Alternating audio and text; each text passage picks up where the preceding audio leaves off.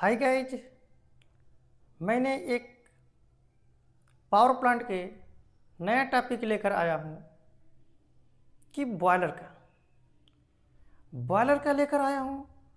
But boiler के मैं कुछ समय पहले डेफिनेशन और आईबीआर के अनुसार डेफिनेशन,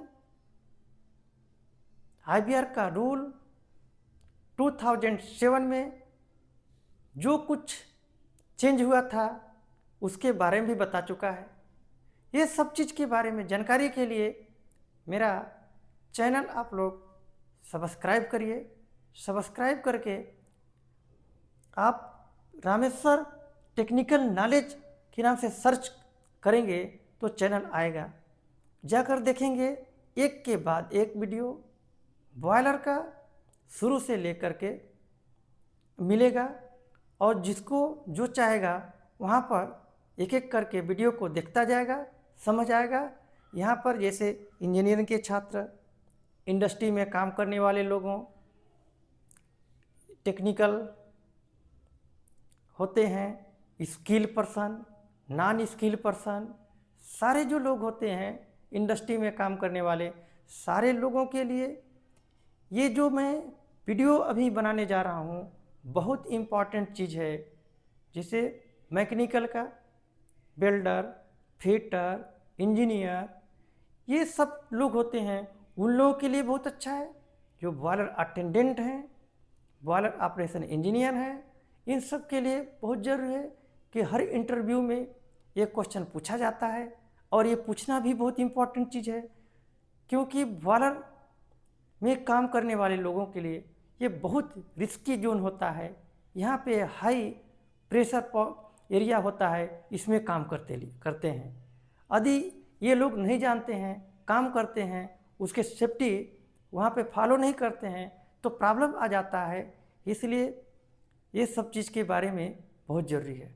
मैं बताने जा रहा हूँ आज बॉयलर जो ड्रम होता है, बॉयलर ड्रम होता है, बॉयलर ड्रम के मटेरियल क्या होता है, इसके मटेरियल कोड क्या होता है, ये क्यों मटेरियल बनाया गया, इसका हमको फ़ायदा क्या हुआ, ये सारी स्टेप बाय स्टेप करके आप लोगों को मैं बताऊंगा। ये वीडियो प्लीज़ आप लोगों से रिक्वेस्ट है, बीच में स्किप मत करिए। यदि स्किप करके आप लोग देखेंगे तो जो हर स्टेप की जो नॉलेज है आप लोग उससे वंचित हो जाएंगे। इसलिए पूरी वीडियो शुरू से लास्ट तक देखिएगा। आप लोग एक एक पॉइंट, हर एक स्टेप के बारे में अच्छा से समझ आएगा। इसलिए आप लोग इस वीडियो को बीच में स्किप न करें। अब मैं स्टार्ट करने जाने वाला हूँ बॉयलर ड्रम। ये बॉयलर ड्रम होता है, बॉयलर ड्रम का मटेरियल क्या होता है। बॉयलर ड्रम का मटेरियल ये होता है कार्बन स्टील होता है। बॉयलर ड्रम का क्या होता है मटेरियल, कार्बन स्टील होती है। और कुछ ऐसे बॉयलर हैं कि जो लो एलॉय स्टील का भी यूज करते हैं, लो एलॉय स्टील का यूज करते हैं। जैसे मैं कार्बन स्टील है, कार्बन स्टील में यूज होने वाले कोड होते हैं इससे 516 ग्रेड 70, या कह सकते इससे 516 एम ग्रेड 70। इसके बाद इससे 299 515 यूज कर सकते हैं। एलॉय स्टील जैसे जो काम करता है वो हाई प्रेशर बॉयलर में यूज होते हैं। इससे 315 P11 P22 का भी यूज होता है, जो हाई प्रेशर के बॉयलर होते हैं, बड़े बड़े बॉयलर होते हैं, उसमें यूज होता है। बाकी सबसे इम्पॉर्टेंट, अधिक से अधिक यूज होने वाले कार्बन स्टील में जो होता है उसका बॉयलर के जो ड्रम का होता है क्या होता है, इससे 516 एम ग्रेड 70। तो अब आगे हम लोग बताते हैं बॉयलर में यूज होने वाले मटेरियल कौन होता है, कार्बन स्टील होता है, कार्बन स्टील। कार्बन स्टील होता है, तो कार्बन स्टील जो बॉयलर में यूज होते हैं उसका कोड, उसका कंपोजिशन, केमिकल कंपोजिशन क्या क्या होता है, उसमें होता है, उसमें ferrous, carbon, Mn,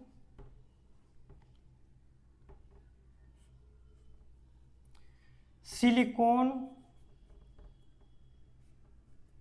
sulphur, phosphorus, इतना मटेरियल यूज होता है।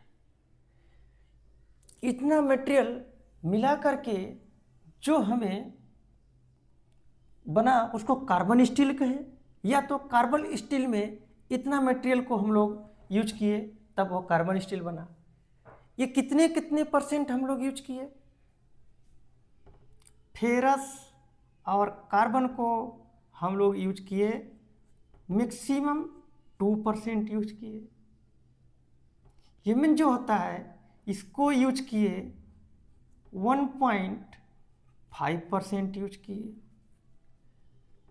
SI को यूज किए, सिलिकॉन को 0.5% मैक्सिमम होता है। सल्फर और फास्फोरस को इसमें रह जाता है 0.05%। इतना मिल करके जो मेटल रेडी हुआ उस मेटल को कार्बन स्टील कहा गया। और इस कार्बन स्टील में इतना मेटल यूज हुआ तो उसको कोड दिए हम लोग, क्या कोड दिया इसका कि इससे 516M ग्रेड 70, ये ग्रेड 70 दिए एम ग्रेड। अब इसको तो दे दिए, इसमें क्यों दिए इसको, इसलिए दिए हमको 3S होता है इसमें। 3S क्या क्या होता है, अब देखिए 3S होने की वजह से हम लोग इसको दिए। 3S में होता है स्ट्रेंथ, स्ट्रेंथ होता है, दूसरा होता है स्मूथ बेल्डिबिलिटी,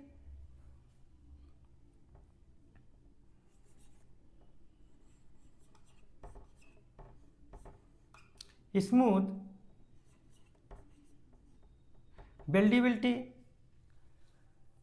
तीसरा होता है सेफ्टी,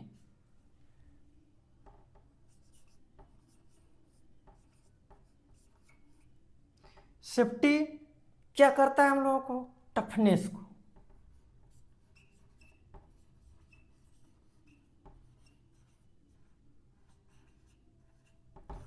टफनेस होता है। अब यहाँ तक आप लोग समझ आ गया क्यों यूज किए हम लोग।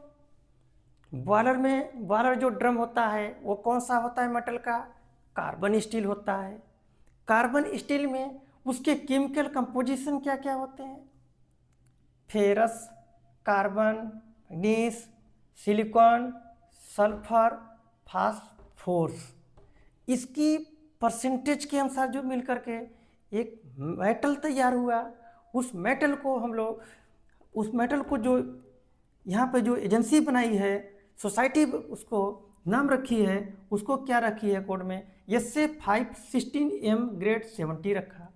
अब M ग्रेड 70 को ही हम लोग बॉयलर ड्रम में क्यों अधिक से अधिक यूज कर रहे हैं, क्योंकि 3S उसमें हो रहा है। 3S मतलब उसकी स्ट्रेंथ अच्छा होता है, स्मूथ बेल्डिबिलिटी होती है और सेफ्टी होता है जिसको टफनेस बोलते हैं, इसलिए उसको हम लोग यूज किए। अब इसके बाद में आता है कि इसे 3S तो हो गया। जब ये क्या करेगा, क्रैक, डिफेक्ट और क्रैक होगा, तो उस समय हमको बिल्डिंग रॉड कौन सा यूज करेंगे, हम यूज करेंगे 7018 का बिल्डिंग रॉड यूज करेंगे। यहाँ तक आप लोगों को समझ आया होगा। फिर एक बार रिवीजन कर लीजिए। मैं बता दे रहा हूँ कि जो बॉयलर ड्रम होता है वो बॉयलर ड्रम का मटेरियल कार्बन स्टील होती है, या तो लो एलॉय स्टील होती है। जब लो एलॉय स्टील भी होती है या तो कार्बन स्टील होती है। तो लो कार्बन स्टील होती है तो उसके कंपोजिशन क्या क्या होते हैं, ferrous carbon, manganese silicon, sulphur और फास्फोरस। ये सब की परसेंटेज इतना कंपोजिशन में हो मिल करके ये जो मटेरियल रेडी होता है उस मटेरियल का कोड दिया गया है, इससे 516 M ग्रेड 70 दिया गया। और इसी ग्रेड को हम बॉयलर ड्रम क्यों यूज किए, क्योंकि 3S उस पर अप्लाई हुआ। 3S मतलब स्ट्रेंथ, स्मूथ वेल्डेबिलिटी, सेफ्टी, किसी को बोलते हैं टफनेस को बोलते हैं। अब ये तो यहाँ तक तो यूज हो गया, पता चल गया आप लोग क्यों यूज किए। अब ये प्रॉब्लम जब आता है डिफेक्ट और क्रैक, उस समय हम लोग उसको कौन सा बिल्डिंग रॉड यूज करते हैं, E7018 का यूज करते हैं। यह वीडियो आप लोगों को अच्छा लगा होगा, प्लीज़ कमेंट करके ज़रूर बताएं, और लेटेस्ट अपडेट पाने के लिए सब्सक्राइब करके बेल का बटन को जरूर दबाएं। धन्यवाद।